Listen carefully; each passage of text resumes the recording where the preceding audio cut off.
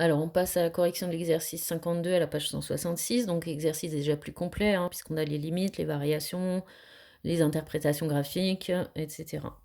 Dans la première question, là, on vous demande de justifier de l'ensemble de définitions. Donc, il faut travailler avec la forme ln de u, qui est définie quand u est strictement positive. U est sur la forme d'un quotient, donc vous faites un tableau de signes. Le signe de 2 plus x, fonction affine croissante, le signe de 2 moins x, fonction affine décroissante, et ça vous donne le signe de u de x par quotient.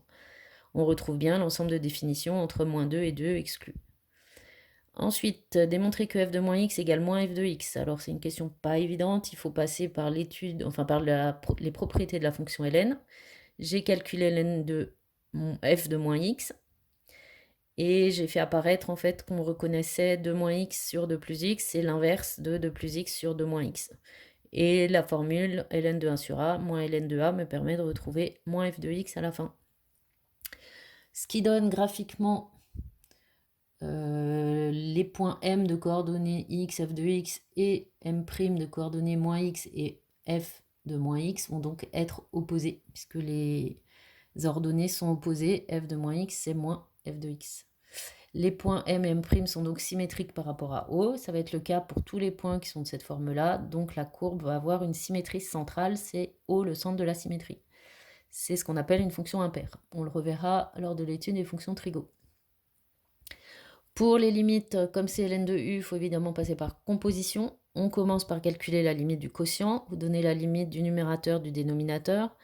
Vous donnez la limite du ln pour la limite obtenue à la première étape et vous faites par composition. En 2 moins, on trouve donc plus l'infini, donc asymptote verticale. On recommence en moins 2 à droite, hein, puisque en moins 2 à gauche, la fonction n'est pas définie. Là, on a une limite du quotient qui fait 0. On compose avec ln en 0, et donc on a une limite qui vaut moins l'infini.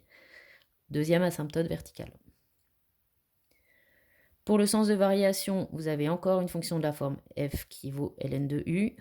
La fonction u est rationnelle, dérivable ou elle est non nulle, ou elle ne s'annule pas, donc partout sauf en 2.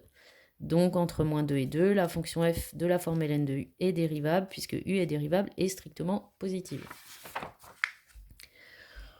Pour la dérivée, vous avez donc u' sur u. Il faut d'abord calculer u' correctement. U étant la forme d'un quotient, on réutilise la formule u sur v.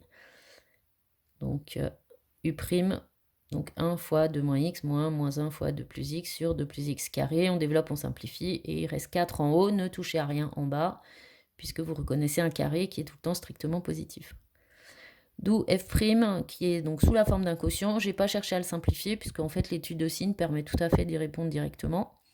En haut, tout est positif. En bas, comme c'est la fonction u, on sait qu'elle est positive sur l'intervalle d'étude, et donc la dérivée est positive sur moins de 2, et la fonction est donc strictement croissante. D'où le tableau de variation et la courbe tracée par GeoGebra. Sans oublier les asymptotes verticales.